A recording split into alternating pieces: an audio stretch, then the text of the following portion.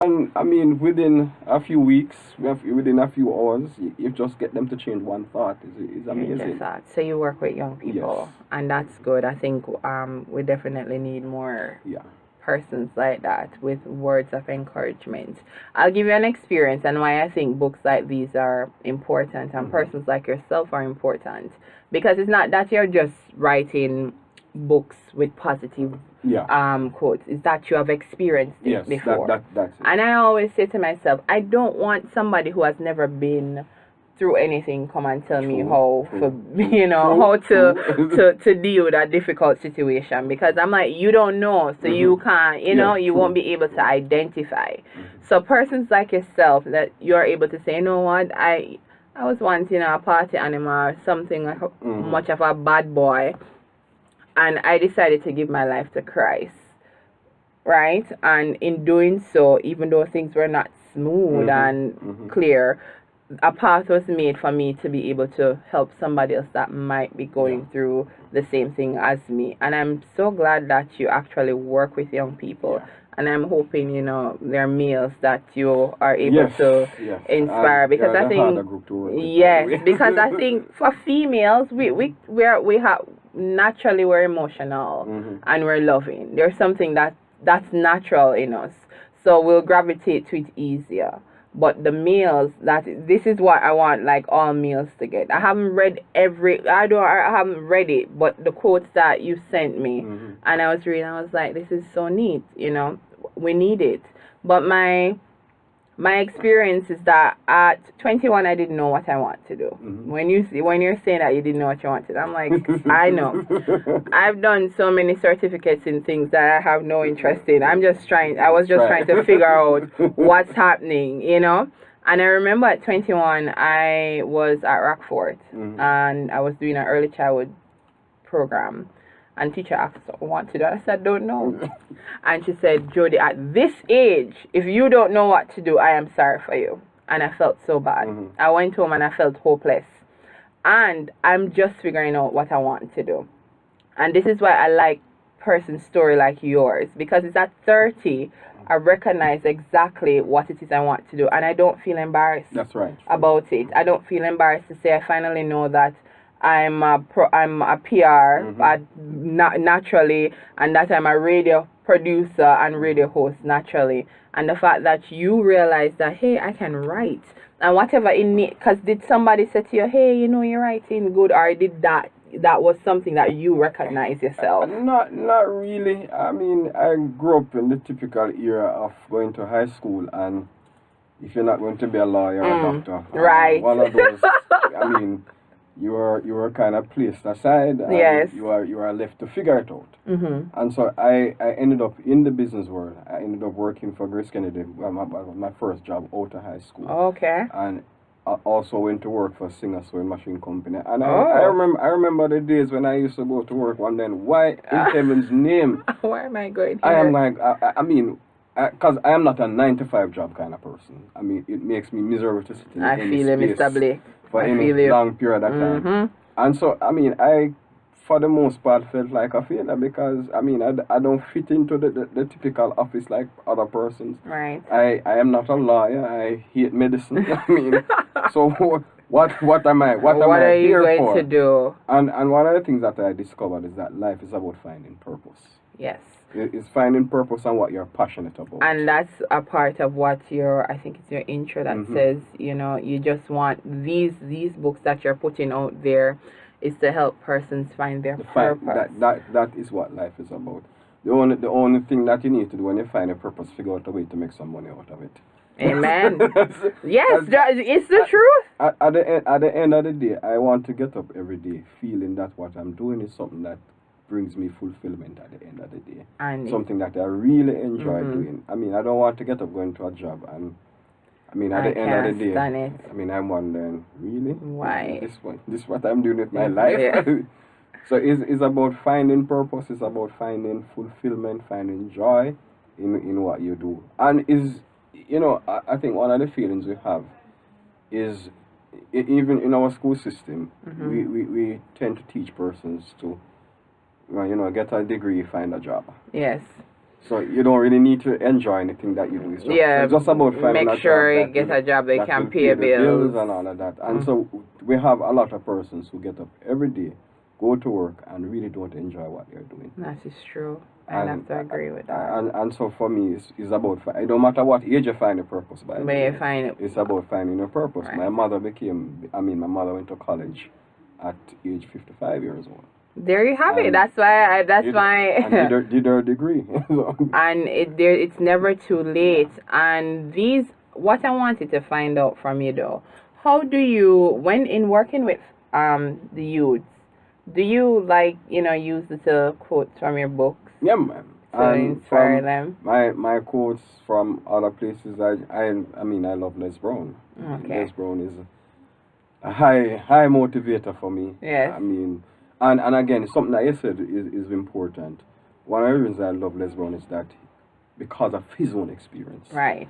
He has been there. He knows what it is to fail. He knows what it is to hit rock bottom and get up back. And those are the people.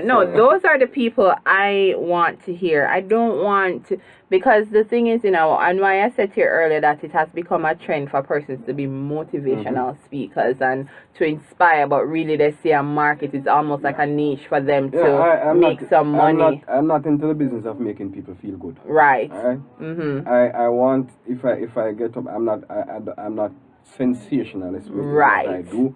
I just get up and I speak to persons and try to hit them where they are and try to get them to see that life can be different. Yes. Just by how you think. And especially the persons who just think that they can't contribute to life. They're just here taking up space. Every single person on the face of this earth has something that they can contribute to life. What would you say to somebody who is listening right now and probably have the same kind of flair for writing, but don't feel as though, I could become a Paul Blake and have a volume 1 or a volume 2 book? Begin writing. Start writing it down. It don't have to make sense at first. Because even when I started writing, several times I kept wondering, is this really realistic? Is anybody really going to read anything that I've written? And I just kept pushing myself and I kept writing. And even at this stage when you have 2 books out, you still have those moments when you wonder, am I overreaching? But you have to keep pushing yourself. Right, to see how. And should we expect a volume 3? Yes, I am. 4 for Words to Inspire? I'm working. For me, it's as many as will come. Yes. And it will still be called Words to Inspire? Not necessarily. You're not certain if you know how many volumes you want? I'm thinking about probably 4 of Words to Inspire, and then I don't know where else. Nice. And have you done any book signing, any book tour? Yeah, I have. Well, we did a book launch in May. Okay. I'm supposed to be doing something at Bookophilia. Oh, nice. Early next year. Lovely. I'm looking for somebody to do marketing because I'm an author and writer. I'm not a marketing person. I prefer to find the persons who are good at doing what I want them to do. Right. Like marketing and get it done. Nothing is wrong with that. I'll stick to the creative part. I would like for you, before we close off, though, I'd like for you to read something for our listeners, an excerpt from your book. Yeah. Something to give us a little oomph this evening. All right. I'll begin to give the introduction. It's something that is dear to my heart. Okay. It's called Why Bother to Dream. It is said that there are many dreams lying in the graveyard. Why should we just settle for any station in life and accept the fact that the majority of people in this world will never be able to realize their heart's desire? Why should we even dare to dream about becoming more than we are now? If all of life is going to eventually end with us dying, why should we bother pursuing anything else than just the basics of food, clothes, and shelter? Why bother to dream?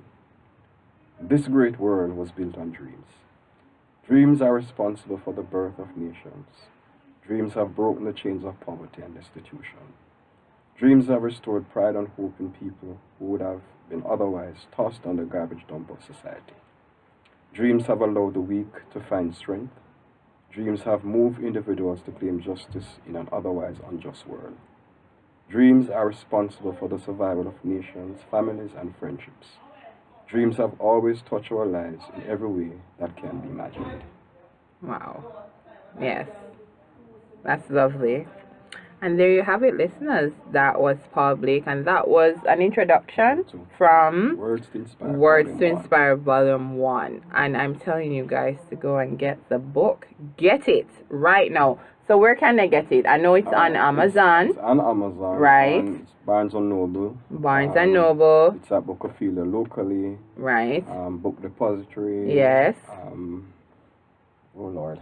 Probably about so go online, type in Paul Blake, Words to Inspire. Right. And you have a website. Yes. Tell our listeners. www.wordstoinspire.ja.com. Right. So for all of those who are listening to us right now on iVibes Radio, fresh off the block, you see, I told you I don't only do artists. I think that it's important to speak to entrepreneurs, authors, poets, everybody that has something fresh, something new, something that can inspire this world. It's necessary. So thank you so much, Mr. Blake, for coming through Fresh Off the Block. I just want you to know that this is a hype show that you're on. So you're going to get different types of persons now to be like, oh, I should really pick up a book. And before I go, though, can you encourage our young people to please pick up a book and read? You know, what would you say to them? They don't, listen, I bet you if you put this in an online version, it will quickly, but there's it's something available in an online version. And so don't worry, it's available in an online version, so you don't necessarily have to touch the pages of a book if that's, that's not your sort of thing. But to me, it's awesome when you can turn the page of a book. You don't know what you know until you know. Exactly. And knowing means reading. All right. So there you have it. Knowledge is power, and reading is so important. I can't tell you that much. Thanks again. This is Fresh Off the Block, and I'll see you next week, Thursday. Thank you. How much minutes was that? How much minutes?